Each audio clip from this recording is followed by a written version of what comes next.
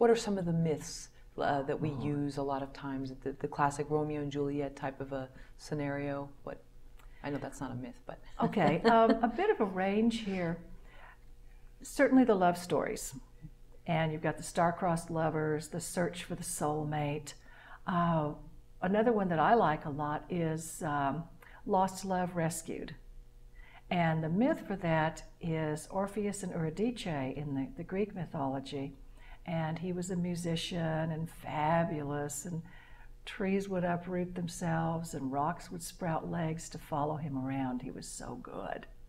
He married a mortal woman, and on their wedding day she was killed and went down to the underworld. And because, now they'd already found each other. This is not like searching for the soulmate. They were already together. But then fate took them apart.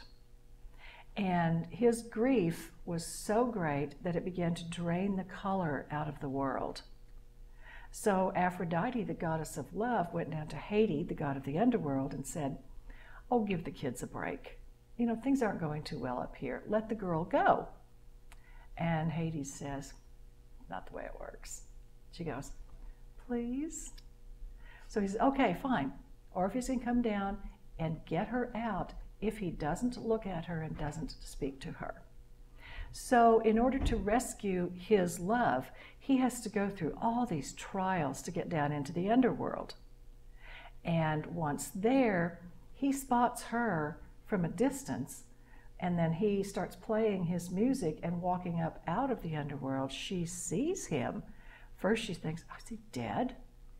But then he's playing and singing, but he's walking away. And she doesn't know, and this is where a lot of the drama comes in. She doesn't know what's going on. He does, but he can't explain it to her. So she's following him and pleading for recognition. You know, tell me it's you, what's going on, and he can't say anything. They get to the brink, and he steps over it, and she's about to, but he turns and looks at her, and she's still in the underworld. He broke the rules. So she gets zapped back in. And in some of the stories, that's the end of it, and then he goes on to get ripped apart by a whole bunch of other partying women, and it does not go well. But then in other versions of the story, Aphrodite goes back again to Hades and says, oh, please, really? They were this close. And besides, I might want to stay down here and visit with you for a while.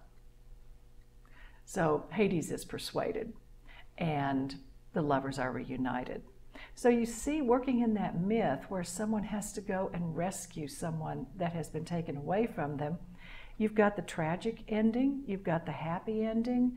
The myths are wonderfully flexible.